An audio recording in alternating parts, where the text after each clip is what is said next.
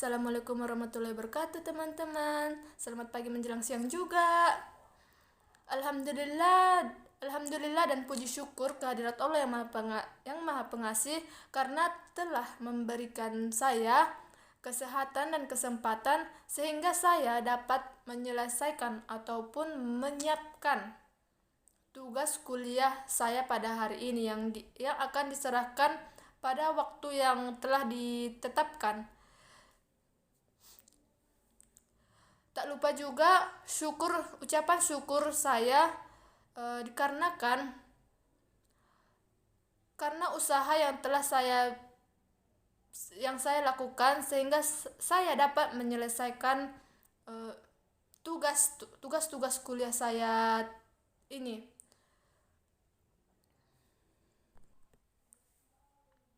Teman-teman sekalian pasti penasaran kan apa yang akan saya sampaikan nanti. Sebelum saya menyampaikan materi yang akan saya sampaikan nanti, ada baiknya saya akan memperkenalkan diri saya terlebih dahulu karena ada pepatah yang saya ketahui, tak kenal maka tak sayang. Maka dari itu saya akan memperkenalkan diri saya terlebih dahulu. Baiklah teman-teman, saya akan memperkenalkan diri saya. Perkenalkan, saya Yunisa Reja Siregar. Saya beralamat di Arse, Kecamatan Arse. Saya anak pertama dari 3 bersaudara yang tak kalah cantik. Saya memiliki dua adik, yang satu adik perempuan dan juga satu adik laki-laki. Yang adik perempuan saya juga tak kalah cantik dengan saya. Dan adik laki-laki saya juga tampan. Jurusan saya yaitu ekonomi syariah. Saya memiliki cita-cita sebagai pengusaha yang sukses dan hobi saya itu bermain bola voli. Baiklah teman-teman, saya telah memperkenalkan diri saya. Sebelum saya memulai menyampaikan materi yang akan saya sampaikan nantinya, jangan lupa teman-teman like dan subscribe video tugas saya. Baiklah teman-teman, pada kesempatan kali ini saya akan menjelaskan materi mengenai dampak kerusakan lingkungan, yang dimana dalam materi ini akan membahas tentang evaluasi ekonomi dampak akibat kerusakan lingkungan, yang dimana ditimbulkan dari eksploitasi sumber daya alam. Dan juga ada beberapa cara untuk memberikan nilai pada unsur-unsur lingkungan yang terkena dampak akibat suatu atau beberapa kegiatan dengan dieksploitasi sumber daya alam seperti hujan, pada penebangan hutan di lahan mineral. Dalam kasus penebangan hutan ini terdapat beberapa dampak yang negatif pada lingkungan, yaitu seperti hilangnya kayu hutan dan hasil ikutannya, seperti akan terjadinya akibat penebangan ini akan terjadi longsor dan banjir. Kemudian yang selanjutnya itu timbulnya erosi sehingga beberapa jenis tanaman ikut hilang atau menurun produktivitasnya. Selanjutnya terjadi pendagaan sungai dan pantai karena erosi yang dapat mengurangi produksi ikan. Juga biaya penangkapan ikan meningkat akibat nelayan harus berlayar di tengah laut dan lebih lawan waktunya. Dengan adanya dampak yang timbul dari penebangan hutan mineral ini, diperlukan suatu upaya yang dapat ataupun yang bisa mengukur besarnya dampak fisik yang akan terjadi, yaitu seperti dengan nilai deflasi kayu. Yang dimaksud dengan nilai deflasi kayu ini yaitu dengan mengkalikan volume kayu yang ditebang dengan nilai rantai ekonomi per unit atau disebut dengan unit rent atau harga neto. Yang kedua yaitu nilai degradasi lingkungan. Dengan nilai degradasi lingkungan ini, perhitungan berdasarkan dari nilai guna, tak langsung ekosistem hutan yang sudah hilang.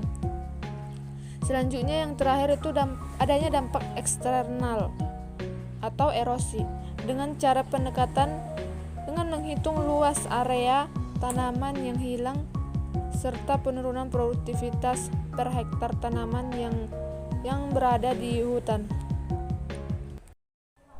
Apabila lebih dari satu jenis tanaman yang hilang dari upaya yang dilakukan, maka perhitungannya sebagai berikut. Yang pertama itu perubahan pola tanaman akibat erosi.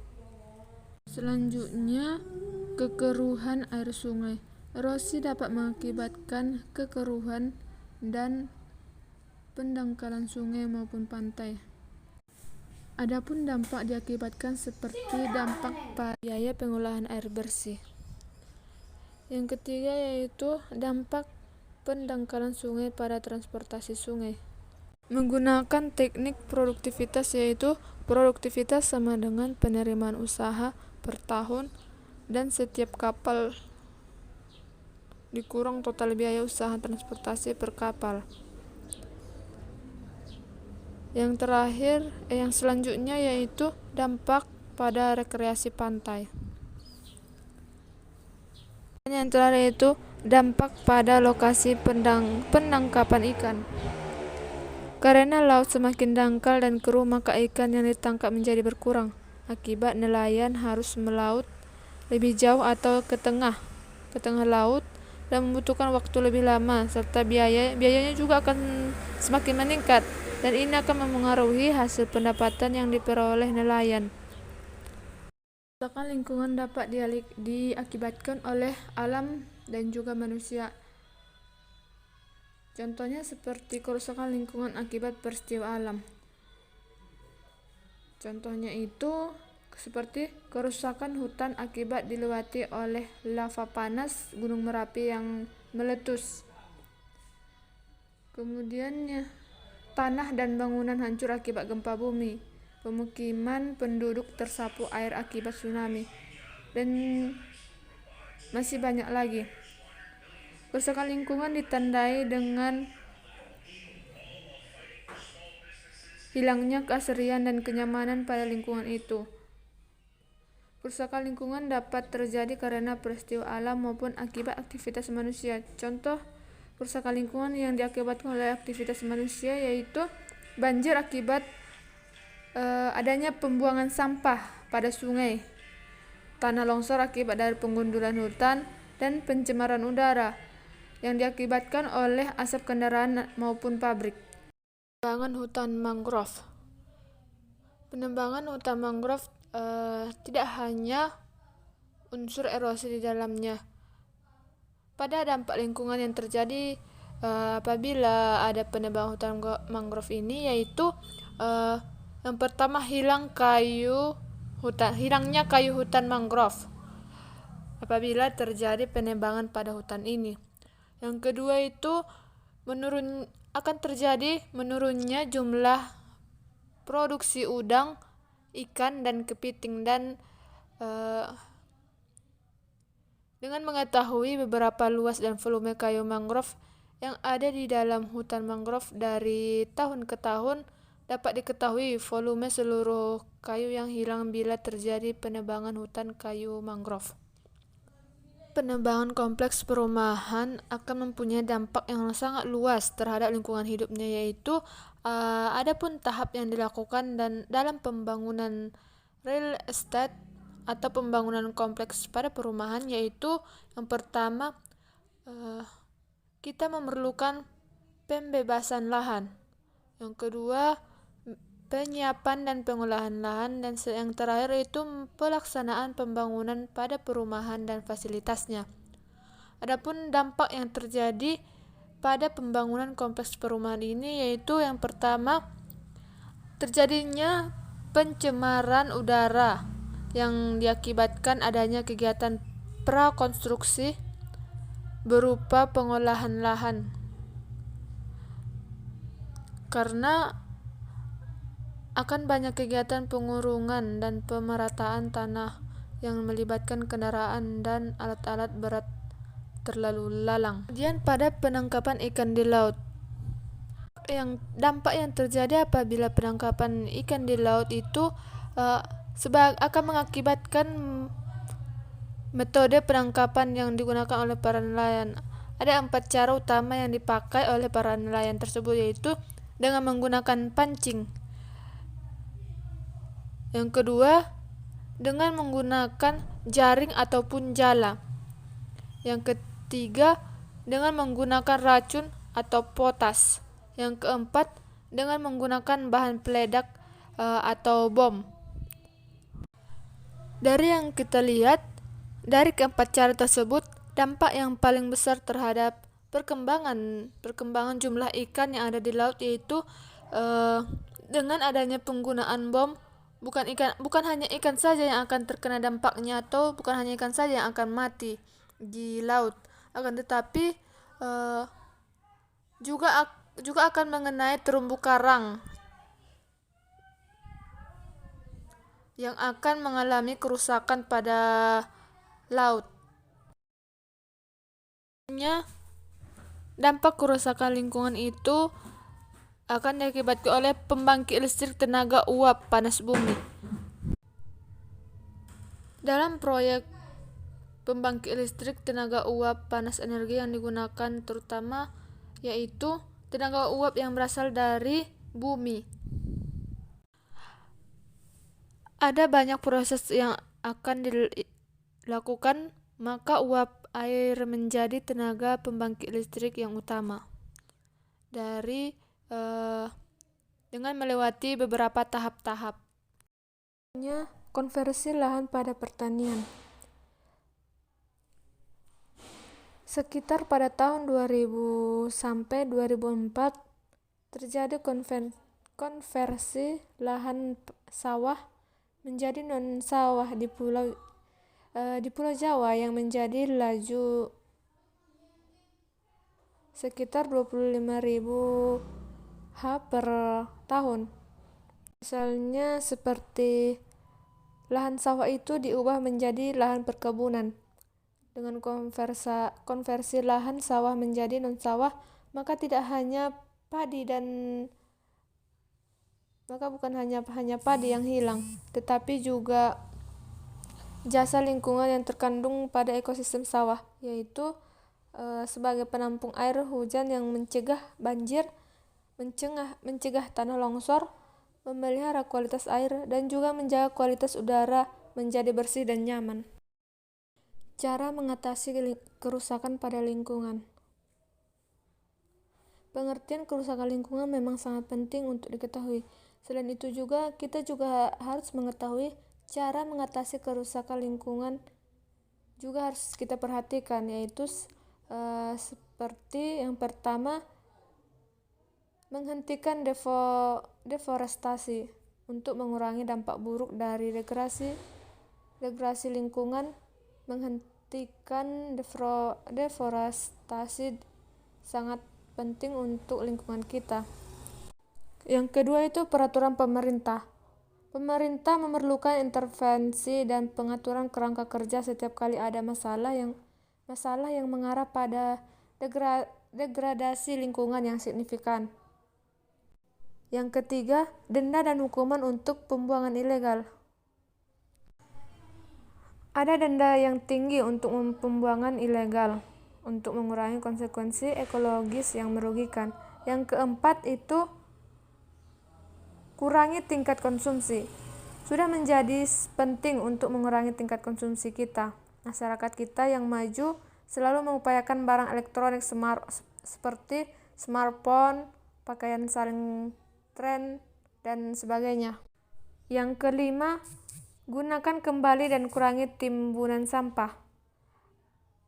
Kita dapat mengurangi produksi limbah dengan menggunakan barang dan makanan